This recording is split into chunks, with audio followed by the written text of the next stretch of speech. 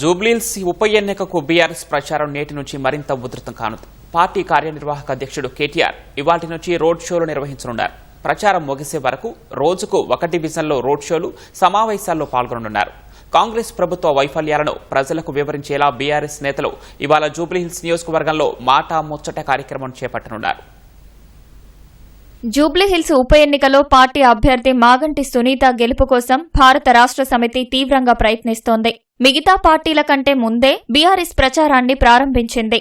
డివిజన్లు, క్లస్టర్ల వారీగా మాజీ మంత్రులు, ప్రజాప్రతినిధులు, సీనియర్ నేతలను ఇన్ఛార్జీలుగా నియమించి ప్రచారాన్ని నిర్వహిస్తోంది. ఇంటింటి ప్రచారంపైనే పార్టీ ఎక్కువగా దృష్టి సారించింది. ఒక్క నేతకు 4 నుంచి 10 వరకు పోలింగ్ బూతులు కేటాయించి ఇంటింటికి వెళ్లి ఓట్లు అభ్యర్థిస్తున్నారు. వివిధ వర్గాలని ఆకట్టుకునేలా గులాబీ నేతలు ప్రచారం చేస్తున్నారు. ఆటోల్లో ప్రయాణించడం వంటి కార్యక్రమాల ద్వారా ఆయా వర్గాలను ఆకట్టుకునే ప్రయత్నం చేశారు.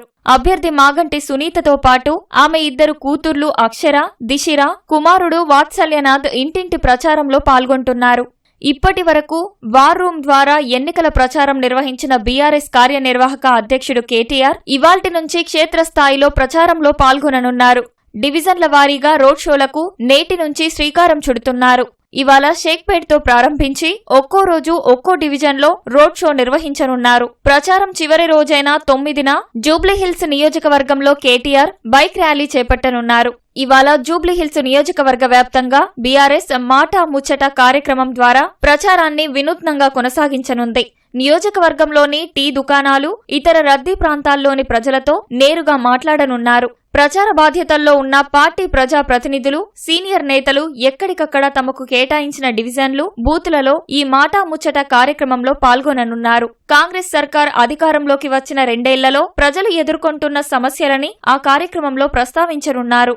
హైదరాబాద్ నగరాభివృద్ధి కుంటుపడేలా కాంగ్రెస్ తీసుకున్న నిర్ణయాలపై జనంతో చర్చించనున్నట్లు తెలిపింది.